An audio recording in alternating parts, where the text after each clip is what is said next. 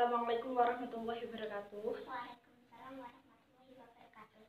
Nama saya Nida Amilatus Solihat dari Prodi Taktis Matematika. Di sini saya akan menjelaskan materi tentang kepemimpinan. Sebelumnya perkenalkan, ini namanya siapa? Nah, di asal saya akan mengajari di asal tentang kepemimpinan ya. Nah, di sini kita akan membahas tentang materi kepemimpinan. Apa aja yang akan dibahas nantinya? 1. Masalah pengertian. 2. Kaitan kepemimpinan. 3. Hakikat. 4. Tugas pokok. 5. Fungsi. 6. Tipe. 7. Peran PRI dalam kepemimpinan. Nah, dalam suatu grup, kelompok atau organisasi, kepemimpinan merupakan suatu faktor yang sangat penting. Kepemimpinan itu bisa mempengaruhi suatu organisasi tersebut dalam mencapai suatu tujuan. Cara seorang memimpin itu dapat mengarahkan kelompok tersebut ke arah yang berhasil atau tidak berhasil dalam mencapai suatu tujuan yang telah ditentukan. Nah, Asa tahu nggak pengertian kepemimpinan itu apa? Nggak tahu? Nah, saya akan beritahu ya. Jadi pengertian kepemimpinan yaitu pertama, 1. Pemimpin. Pemimpin itu apa? Pemimpin adalah orang yang mempengaruhi dalam suatu kelompok lain untuk mengerahkan seluruh tenaga guna mencapai tujuan yang telah ditentukan. Terus yang kedua, ketua. Nah, di kelas di Asa ada ketua kelas enggak? Nah, di Asa tahu apa enggak? Apa itu arti ketua kelas? Enggak tahu. Nah, jadi ketua itu orang yang dituakan dalam suatu kelompok untuk mewakili dan bertanggung jawab atas kelompoknya untuk mencapai tujuan yang telah ditentukan. Nah, yang ketiga, kepala. Kepala adalah orang yang mengepalai dalam suatu unit atau kelompok untuk mencapai tujuan yang telah ditentukan juga. 4. Kepemimpinan. Kepemimpinan adalah suatu proses mempengaruhi dan menggerakkan orang lain untuk mencapai tujuan yang telah ditentukan. Jadi intinya dari kepemimpinan itu suatu kegiatan, pokoknya inti dari kepemimpinan itu untuk mencapai tujuan yang telah ditentukan. Nah, jadi dari pengertian yang Mbak Ida tadi sebutkan, kepemimpinan itu berkaitan dengan 1. Keterlibatan orang lain untuk mencapai suatu tujuan, ya kan? Kedua, terdapat suatu faktor tertentu dalam diri seorang pemimpin yang bisa menyebabkan seseorang itu mau dipengaruhi dan digerakkan gitu loh. Nah, terus yang ketiga, adanya pengerahan sumber daya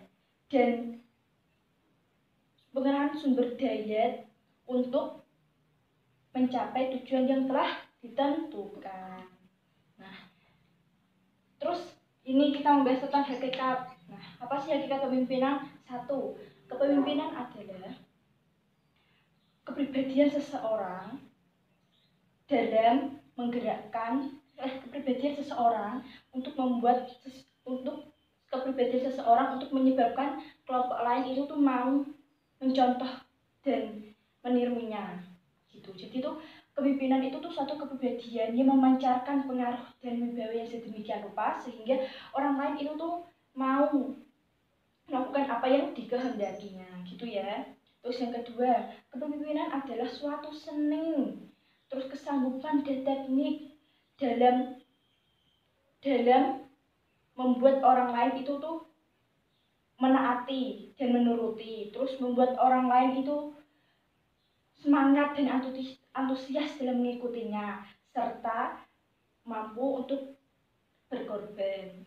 Terus yang ketiga, kepemimpinan adalah suatu wadah, instrumen, terus sarana untuk seseorang itu mau bekerja sama, terus mau berdaya upaya, dan menaati segala peraturan untuk mencapai tujuan. Nah, terus sekarang kita membahas tentang tugas pokok. Asa tahu nggak tugas pokoknya kepemimpinan? Nggak tahu. Jadi tugas pokok kepemimpinan itu 1. Mengantarkan apa? Mengantarkan. Terus yang kedua, mendidik apa? Mendidik. Yang keempat, memberi petunjuk. memberi petunjuk. Yang kelima, membimbing. membimbing. Yang keenam,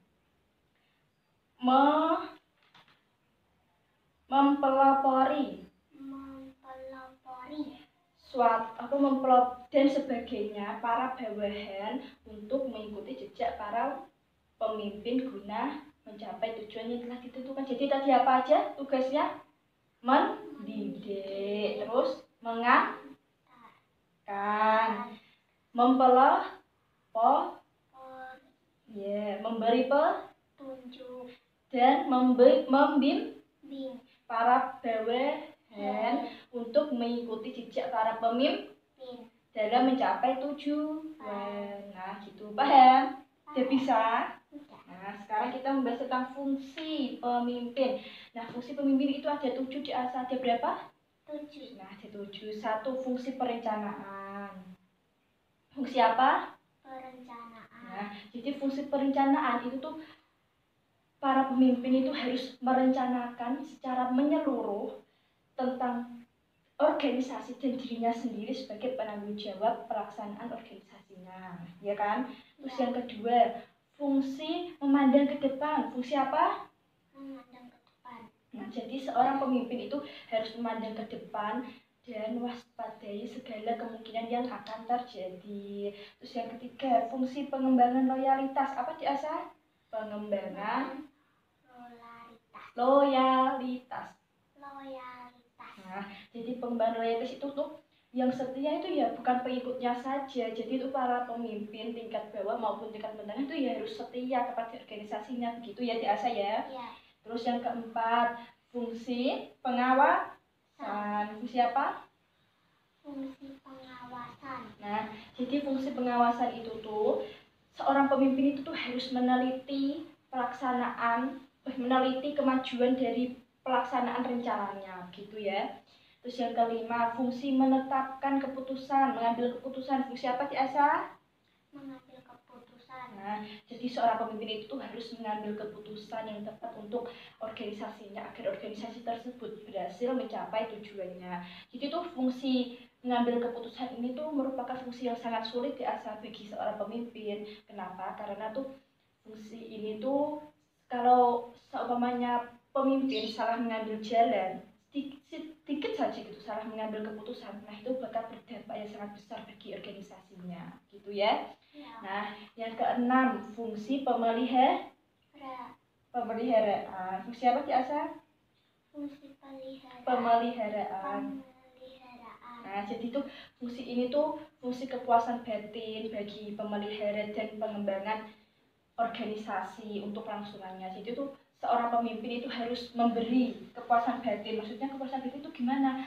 Harus memberi semangat, memberi apresiasi, memberi pujian, terus pokoknya tuh supaya para bawahannya itu, para pengikutnya itu tuh apa namanya? Itu loh, semangat dalam menjalani tugasnya begitu. Jadi kalau diasah umpamanya disuruh Mbak Nida pergi disuruh melaksanakan ini itu terus Mbak Nida ngasih pujian ke diasah semangat nggak? Senang nggak? Senang. Terus diasah puas nggak? Puas. Nah, kayak gitu. Jadi tuh pemimpin itu fungsinya ya begitu ya. Nah, yang ketujuh itu fungsi menjalankan tugas. Fungsi apa? Menjalankan tugas. Nah, jadi itu seorang pemimpin itu harus konsisten dalam menjalankan tugas dan tanggung jawabnya sebagai pemimpin untuk mencapai suatu tujuan. Nah, terus yang keenam kita akan bahas masalah apa? Tipe. Nah, tipe pemimpin. Tipe pemimpin itu ada berapa diasah? 4. Nah, satu namanya itu fungsi tipe diktotaris. Nah, fungsi diktotaris itu apa? Fungsi si tipe ya, maaf ya. Fungsi tipe diktotaris, tipe kepemimpinan yang diktotaris. Nah, tipe diktotaris itu apa? Tipe pemimpin yang menggertak dan menguasai. Jadi tuh dia itu ya pokoknya tuh semuanya itu dikuasai. Terus kalau ada yang membangkang, ada yang membantah, menjelek-jelekan, dia itu langsung dihukum, langsung dibunuh kayak gitu lah intinya. Kayak ya kalau di Indonesia tuh ya pas zamannya Pak Soeharto. Diasah tahu nggak Pak Soeharto itu siapa? Enggak.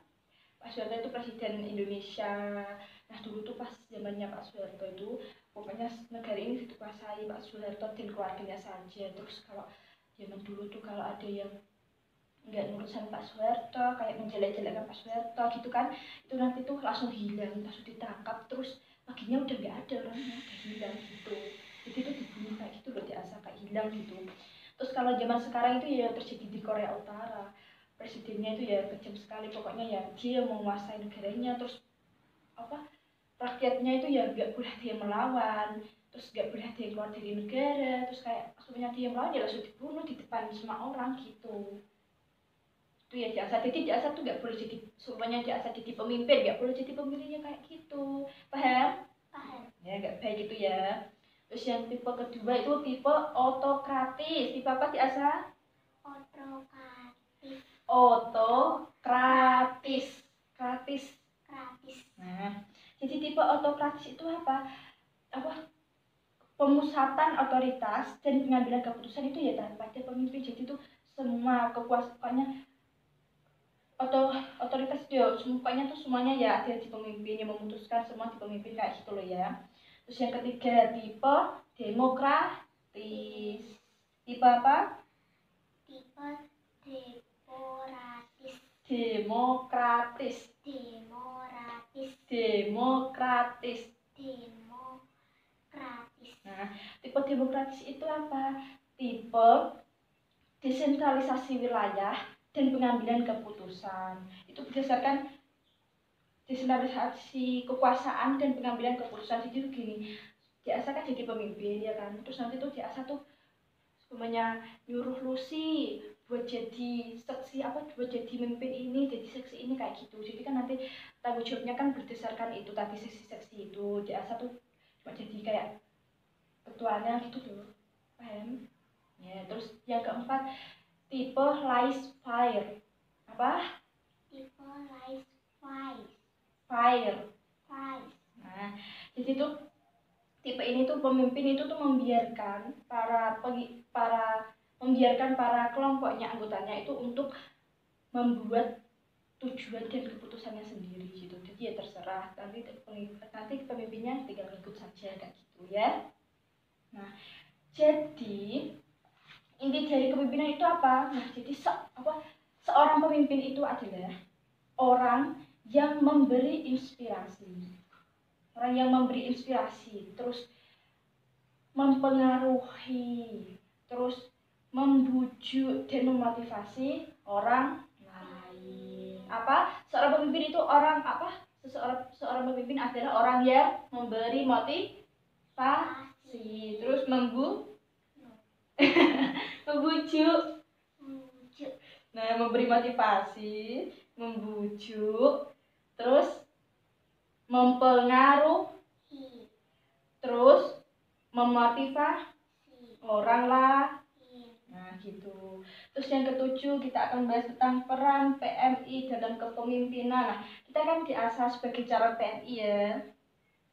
Nah, itu tuh apa sih perannya diasah itu dalam kepalemerahan? Nah, jadi itu yang dapat diasah perankan, dapat diasah berikan kepada palemerahan itu apa? Satu, diasah itu harus memberikan komitmen. Jadi diasah itu ya harus komitmen dalam kepala merahan, nggak boleh ya komitmen. Jadi harus komitmen itu apa ya, pokoknya fokus satu tujuan. Pokoknya ya kalau kepala merahan ya diasah harus ya kepala merahan dari awal sampai akhir kayak gitu ya.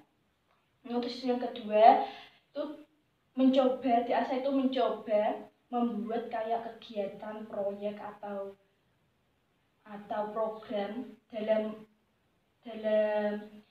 cara yang sederhana. Contohnya tuh kayak gini. Sebenarnya kan diasah itu melihat ada tempat ruang kelas yang kotor, ruang PNR atau ruang apa yang kotor gitu kan. Terus nanti diasah itu membuat kelompok. Terus nanti kelompoknya itu diasah suruh buat mendesain, membersihkan, terus mendesain ruang-ruangan tersebut. Terus atau kalau enggak ya diasah semuanya ada yang data-data atau apa yang diasah. Besok kan diasah bakal bisa membuat data-data gitu kan. Nah, kalau ada data-data yang belum selesai atau belum dikerjakan, nanti diasah itu bisa mengajukan dirinya, menawarkan dirinya untuk membuat data-data tersebut dalam penulisan yang sederhana atau gimana gitu.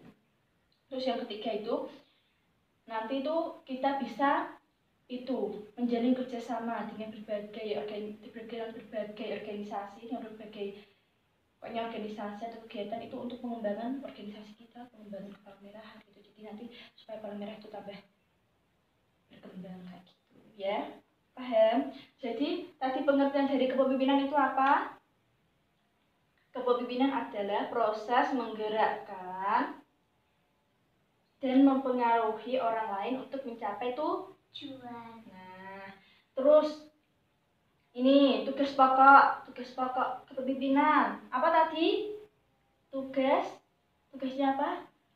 Mengantar, Akan terus mempelopor, memberi petunjuk, dan membimbing para bawahan untuk mengikuti jejak para pemimpin dalam mencapai tujuan. Nah, gitu. Ingat-ingat ya Asa ya. Terus fungsi dari pemimpin tadi ada berapa? Apa saja? Perencanaan. Terus apa? Menatap ke Depan. terus pengembangan loyalitas. Terus pengawasan. Terus mengambil keputusan. Terus lupa. Pemeliharaan. Terus fungsi menjalankan tugas. Nah, ada berapa? Ingat-ingat ada berapa tadi? 7. Nah, terus tipe kepemimpinan ada berapa? 4. Salah. Ya benar, 4 benar. Apa aja tadi? Tipe diktatoris, autokratis, demokratis, laissez-faire gitu ya. Tiga-tiga tidak saya. Nah, sekian